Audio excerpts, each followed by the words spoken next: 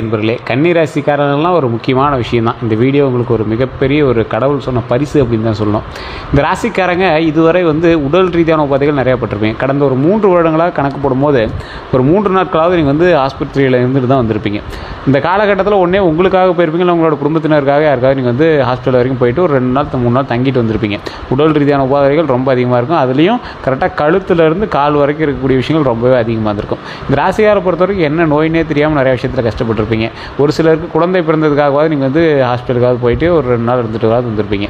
So இந்த ராசிக்காரர்களுக்கு கடந்த சில மாதங்கள் வருடங்கள்னு கூட சொல்லலாம், எப்படா ஒரு சந்தோஷமான ரிலாக்ஸேஷன் கிடைக்கும் அப்படிங்கிற மாதிரி நீங்கள் வெயிட் பண்ணியிருந்த ராசி. இந்த ராசி அதிக துன்பங்களை அனுபவித்த ராசி, அதிக துரோகங்களை அனுபவித்த ராசி. கன்னிராசியை பொறுத்தவரைக்கும் நண்பர்களால் பல சிக்கல்கள் இருந்திருக்கும். நண்பர்களுக்கு துரோகம் பண்ணிய சில விஷயங்கள் நிறையாவே இருந்திருக்கும்.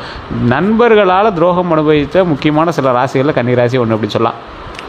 கன்னிராசியை பொறுத்த வரைக்கும் கன்னிராசிக்காரன் ஒருத்தனுக்கு உதவணும்னு நினச்சிட்டானா யார் தடுத்தாலும் அவன் உதவாமல் இருக்க மாட்டான். நண்பனாக இருக்குன்னு நினச்சிட்டானா அவனை மாதிரி நண்பனாக வேறு எவனுமே இருக்க மாட்டான். இந்த ராசிக்காரில் பொறுத்த வரைக்கும் ஒரு உன்னதமான ஒரு பிறவி அப்படின்னு சொல்லுவாங்க. இந்த ராசி கன்னிராசியினுடைய அதிபதி புதன் பகவான். கன்னிராசியில் இருக்கிறவங்க மிகுந்த அறிவாற்றல் கொண்டவர்களாக இருப்பாங்க, ஒழுக்கத்தை விரும்பக்கூடியவர்களாக இருப்பாங்க, திட்டமிட்டு செயல்படுபவர்களாக இருப்பாங்க, எந்த வேலையையும் முழுமையாக செய்ய முயற்சிப்பவர்களாக இருப்பாங்க, சுத்தம் மற்றும் நேர்த்தியை விரும்பக்கூடிய நபர்கள், பொறுப்புணர்வு அதிகமாக இருக்கக்கூடிய நபர்கள், கணக்கு நிர்வாகம் ஆராய்ச்சி போன்ற துறைகளில் திறமை பெற்றவங்களாக இருப்பாங்க. நிறையா பேரோட மைண்ட் செட் என்ன தெரியுமா, கன்னிராசிக்காரனா அவன் ஒரு ப்ளே பாய், கன்னிராசியில் இருக்கிறவன் ஜாலியாக இருப்பான், கன்னிராசியில் இருக்கிறவன் சிரிச்சுக்கிட்டே இருப்பான் அப்படிம்பாங்க. சார், கன்னிராசியில் இருக்கிறவன் உள்ளே இருக்கக்கூடிய உணர்வுகளை வெளியே காட்டாதவன், உள்ளுக்குள்ளே அழுதுகிட்டு இருப்பான். ஒரு வார்த்தை சொன்னால் டக்குன்னு மனசு கலங்கிடும், ஆனால் கண்ணு கலங்கிறது கொஞ்சம் லேட்டாக இருக்கும், அவ்வளோதான்.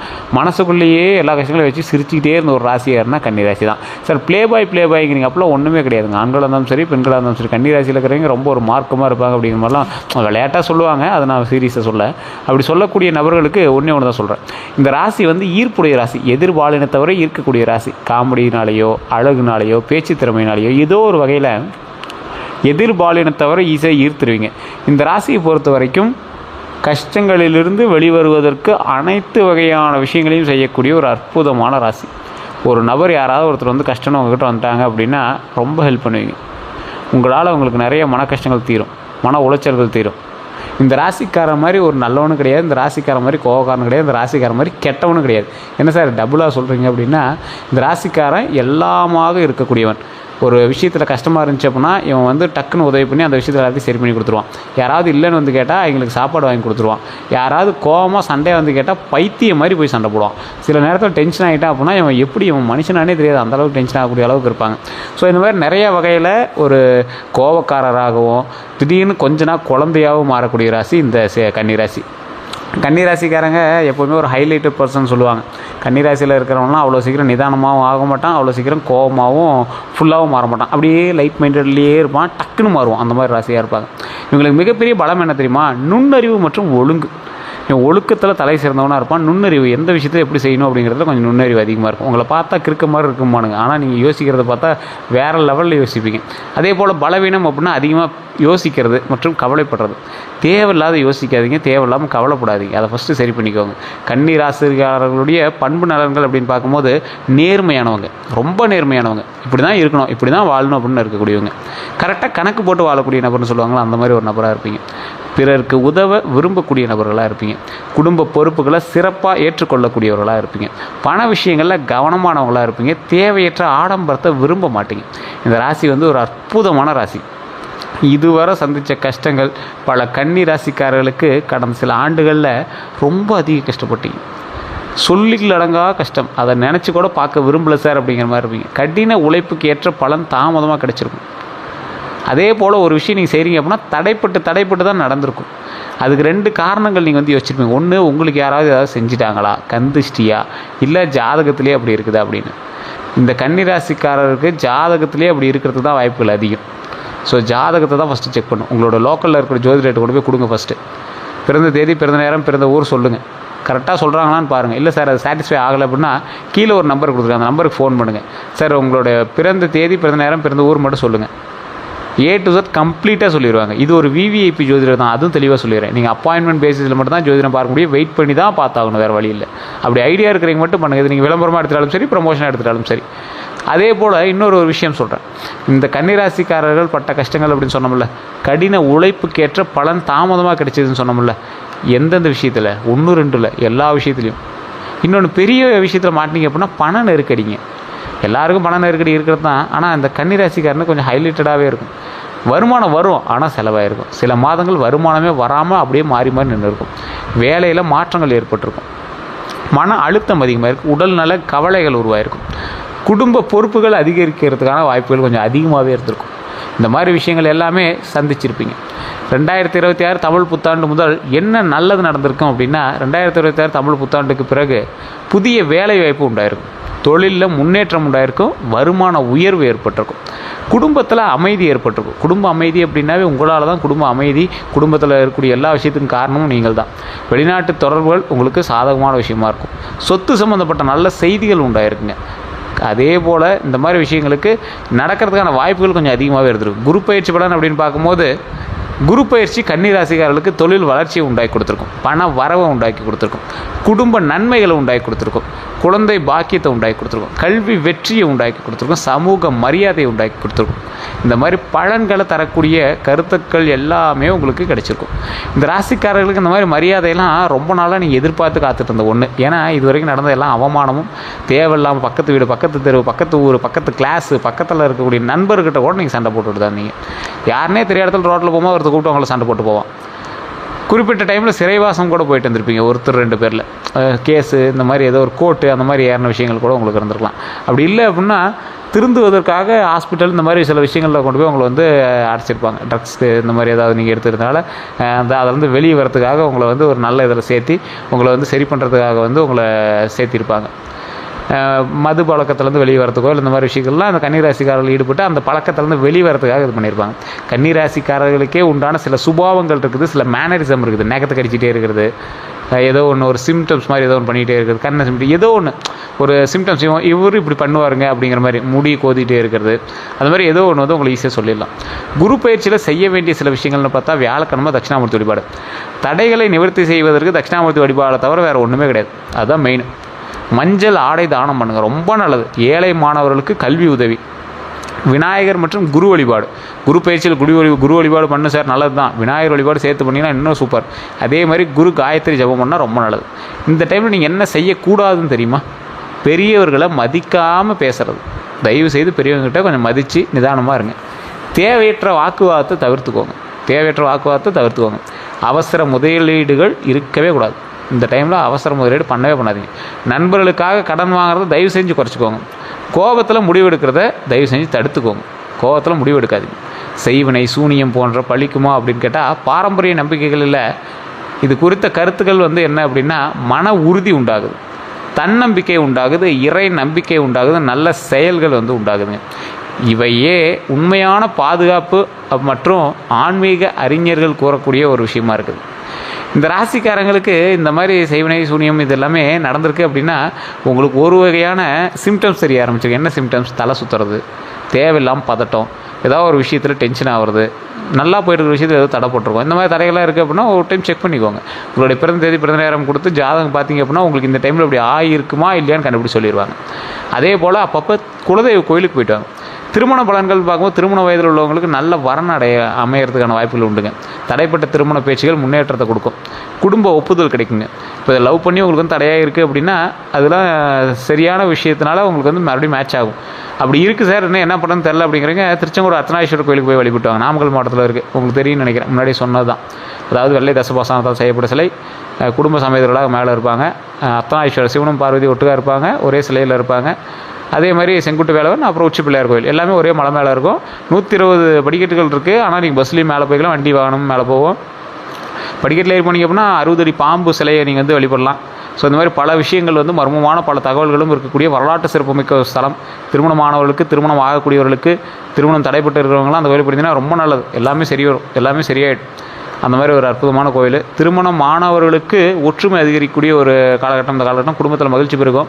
ஸோ இந்த கோயிலுக்கு போயிட்டீங்க அப்படின்னா அது இன்னும் இரட்டிப்பு மடங்கு நல்லது நடக்குங்க. அதே மாதிரி குழந்தை பாக்கியத்தை பொறுத்த வரைக்கும் குழந்தை வரம் வேண்டி காத்திருந்தவங்களுக்கு நம்பிக்கை தரக்கூடிய ஒரு காலகட்டம். குழந்தைகளோட கல்வி மற்றும் வளர்ச்சியில் முன்னேற்றம் தரக்கூடிய ஒரு காலகட்டம். குடும்ப மகிழ்ச்சி அதிகரிக்கக்கூடிய ஒரு காலகட்டம். இந்த காலகட்டத்தில் தயவுசெய்து முருகர் வழிபாடு பண்ணுங்கள்.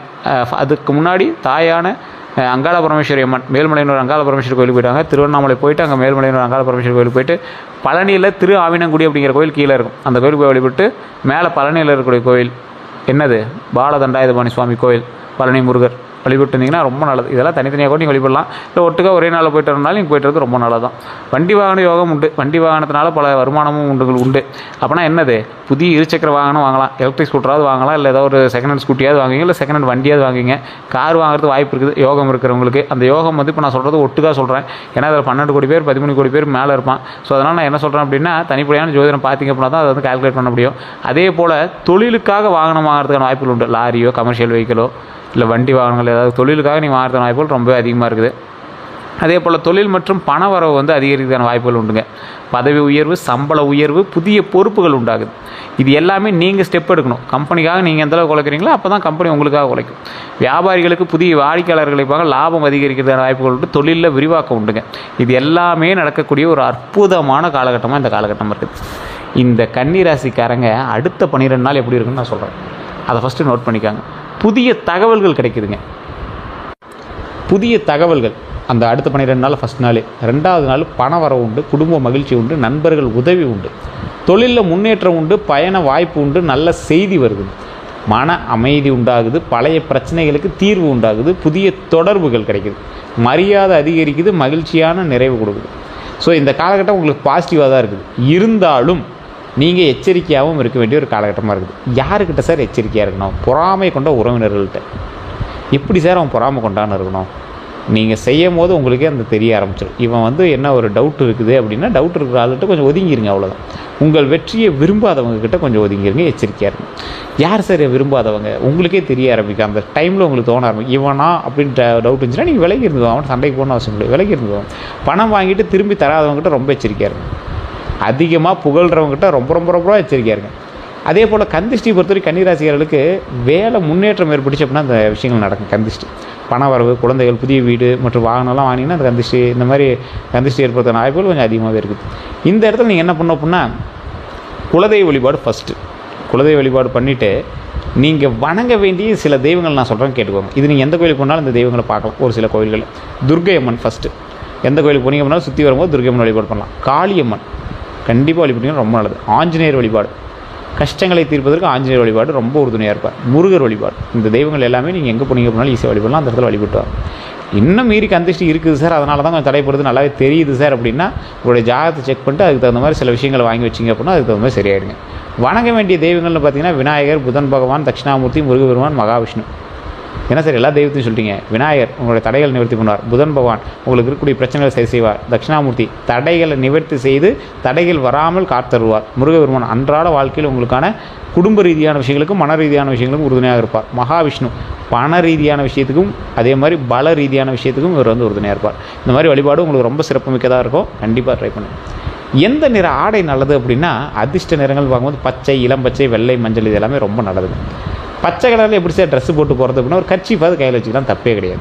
சின்ன துண்டு ஒரு கர்ச்சீஃப் இருக்கிறது வச்சுருந்தால் ரொம்ப நல்லது. எந்த ஆடையை தானம் செய்கிறது ரொம்ப நல்லது? மாணவர்களுக்கு சீருடை தானம் பண்ணால் ரொம்ப நல்லது. மாணவர்களுக்கு சீருடை வாங்கி கொடுங்க. இப்போ ஸ்கூல் டைம்லாம் வாங்கி கொடுத்தீங்கன்னா ரொம்ப நல்லது. பச்சை நிற ஆடை வாங்குறது ரொம்ப நல்லது, வாங்கி கொடுக்கறது நல்லது. வெள்ளை வேஷ்டி வாங்கி கொடுக்குறது ரொம்ப நல்லது. ஏழைகளுக்கு துணி தானம் பண்ணுறது ரொம்ப ரொம்ப ரொம்ப நல்லது. எந்த ரத்தினம் நல்லது அப்படின்னா மரகதம். கன்னிராசி பொறுத்த வரைக்கும் மரகதம் தான் ரொம்ப நல்லது. மரகத பச்சைன்னு சொல்லுவாங்க, மரகதம் வச்சிங்கன்னா ரொம்ப நல்லது. பேரடோட் பச்சை ஜெட் அப்படின்னு சொல்லுவாங்க, அதெல்லாம் வச்சிங்கன்னா ரொம்ப நல்லது. பொதுவாக பரிந்துரைக்கப்படுறது இது. ஆனால் எதுக்கு உங்களுடைய முழு ஜாதகத்தை செக் பண்ணிட்டு நீங்கள் போட்டிங்க அப்படின்னா இன்னும் ஒரு பாசிட்டிவாக உங்களுக்கு இருக்கும். நிறைய பேர் தெரியாமல் யூடியூப் பார்த்து போடுறதெல்லாம் உண்டுங்க. ஜாதகத்தை செக் பண்ணணும். யூடியூபோட சொல்கிறது பொதுவான விஷயங்கள். இப்போ நானே சொல்கிறோம்னா அது பொதுவான விஷயங்கள். எல்லாருக்கும் இது பொருந்துமான 60% தான் உங்களுக்கு பொருந்திருக்கும். நான் சொன்னதெல்லாம் உண்மையாலுமே பொருந்தா இல்லைன்னு மறக்காம கமெண்ட் செக்ஷனில் பார்த்துடுங்க. அதே மாதிரி செல்ல வேண்டிய கோயில்கள் பார்க்கும்போது திருச்செந்தூர் முருகர் கோவில், பழனி முருகர் கோவில். திருச்செந்தூர், பழனி இது ரெண்டும் எதுக்கு சார்? திருச்செந்தூர் போனீங்கன்னா தொழில் ரீதியான விஷயங்கள் சரியாகும். பழனிக்கு போயிட்டு இருந்தீங்கன்னா குடும்ப ரீதியான விஷயங்கள் சரியாகும், அவ்வளோதான். திருவண்ணாமலை போயிட்டு இருந்தீங்கன்னா உங்களுடைய குடும்ப ரீதியான விஷயங்கள் கூடிய சிக்கல்கள் நீங்கும், தொழிலில் முன்னேற்றம் ஏற்படும். திருவண்ணாமலை அருணாச்சலேஸ்வரர் கோயிலுக்கு போய்ட்டு அருணாச்சலேஸ்வரர் கோயிலுக்கு போய்ட்டாங்க, ரொம்ப நல்லது. காஞ்சி காமாட்சி அம்மன் கோயில் குடும்ப விருத்திக்கு மிகப்பெரிய ஒரு ஸ்தலம். திருப்பதி வெங்கடேஸ்வர பெருமாள் கோயில் குடும்ப விருத்தி மற்றும் தொழில் ரீதியான விஷயங்களுக்கு மிகப்பெரிய நன்மையை தரக்கூடிய ஒரு ஆலயம். நீங்கள் போயிட்டு இருந்தீங்க அப்படின்னா ரொம்ப ஒரு அற்புதமான ஒரு ஸ்தலம். அதே போல் கன்னிராசிக்காரர்களுக்கு மறந்துடக்கூடிய திறமைகள்னு பார்த்தீங்கன்னா, சிறந்த நிர்வாகிகள், நல்ல ஆசிரியர்கள், மருத்துவத்துறையில் திறமையானவங்களாக இருப்பீங்க. கணக்கு மற்றும் நிதி நிர்வாகம் செய்கிறதுல ஒரு ஆராய்ச்சி திறன் கொண்டவராக இருப்பீங்க. அதிர்ஷ்ட எண்கள்னு பார்க்கும்போது 5, 14, 23, 32. அதிர்ஷ்ட நாட்கள்னு பார்க்கும்போது புதன், வியாழன், வெள்ளி. இந்த நாட்களில் மிகப்பெரிய நன்மைகள் நடக்கிறதான வாய்ப்புகள் இருக்குது. இந்த நாட்களை எடுத்து பண்ணீங்க அப்படின்னாலும் கொஞ்சம் பாசிட்டிவாகவே இருக்கும். அதிர்ஷ்ட மலர்னா மல்லிகை, முல்லை, வெள்ளை தாமரை. இது எல்லாமே உங்களுக்கு ஒரு அற்புதமான ஒரு விஷயமாக தான் இருக்குதுங்க. சரி சார், கன்னி ராசிக்கு ஏதாவது ஒரு பாயிண்ட்டாக சொல்லுங்கள், ப்ளஸ் பாயிண்ட்டாக ஏதாவது சொல்லுங்கள் சார், என்ன தான் நடக்கும் அப்படின்னா 2026 பரவாயில்ல தான். தமிழ் புத்தாண்டு நல்லா தான் இருக்குது. குரு பயிற்சியுமே ஓரளவுக்கு பரவாயில்லையாக தான் இருக்குது. ரொம்பலாம் ஒன்றும் உங்களுக்கு மட்டம் தட்டுற மாதிரி கிடையாது. இருந்தாலும் உங்களுக்கு ஒரு மாதிரி தான் இருக்குது அப்படின்னா ஜாதகத்தை தான் செக் பண்ணணும். அது நீங்கள் தனிப்பட்ட ஜாதகத்தை ஃபஸ்ட்டு செக் பண்ணிட்டு தான் நீங்கள் பார்க்கணும். அதுக்கு நம்பர் கீழே கொடுத்துருக்க, வேணால் ஃபோன் பண்ணி பேசி தெரிஞ்சுக்கோங்க. 2026 கன்னிராசிக்காரர்களுக்கு தொழிலில் வளர்ச்சி உண்டு, பண வரவு அதிகரிப்பு உண்டு, திருமண யோகம் உண்டு, குழந்தை பாக்கியம் உண்டு, வீடு மற்றும் வாகன யோகம் உண்டு, ஆன்மீகத்தில் முன்னேற்றம் உண்டு. இந்த மாதிரி பல நல்ல வாய்ப்புகளும் வழங்கக்கூடிய ஆண்டாக அமையறதுக்கான வாய்ப்புகள் இந்த காலகட்டத்தில் ரொம்பவே அதிகமாக இருக்குது. ஸோ இது எல்லாமே இன்னும் ஒரு 4-5 மாதத்தில் இன்னும் பெருசாகும், நல்லது நடக்கும். திட்டமிட்டு செயல்படும் கன்னிராசிக்காரர்களுக்கு இந்த ஆண்டுலாம் தங்களுடைய நீண்ட நாள் இலக்குகளை அடைவதற்கான பல முக்கிய வாய்ப்புகளை பெறக்கூடிய காலமாக இது அமையுது அப்படிங்கிறது ஜோதிட மரபுப்படி சொல்லப்படுது. வேறு ஏதாவது அதில் சந்தேகங்கள் இருக்குது அப்படிங்கிற பட்சத்தில் மறக்காம கமெண்ட் செக்ஷனில் பதிவு விடுங்க. நிறைய பேருக்கு நான் சொன்னது உண்மையா இல்லை உங்களுக்கு பர்ஃபெக்டாக இருக்கா அப்படின்னு மறக்காம கமெண்ட் செக்ஷனில் பதிவு விடுங்க. நான் சொன்னது 100% உண்மையாக இருந்தால் நீங்கள் சொல்லுங்கள். அதே போல் இதுவரை நம்ம சேனலை ஃபாலோ பண்ணாமல் இருந்தீங்கன்னா ஃபாலோ பண்ணிக்கோங்க, சப்ஸ்கிரைப் பண்ணி அதில் பெல் பண்ணி ப்ரெஸ் பண்ணி அதில் ஆல் அப்படின்னு கிளிக் பண்ணிக்கோங்க. உங்களோட நண்பர்களுக்கு கண்டிப்பாக இதை பகிருங்க, அப்போ தான் எங்களுக்கு தெரியும். ஆமாம் சார், நீங்கள் சொன்னது சரி தான், இந்த ராசிக்காரர் இப்படி தான் இருக்காங்க அப்படிங்கிறது எங்களுக்கு தெரியும். எல்லோருக்கும் நன்றி நண்பர்களே. அடுத்த 12 நாட்களில் உங்களுக்கு அடுத்தடுத்த விஷயங்கள் எல்லாமே அப்டேட் பண்ணியிருக்கோம். ஃபாலோ பண்ணி வச்சுக்கோங்க. நன்றி.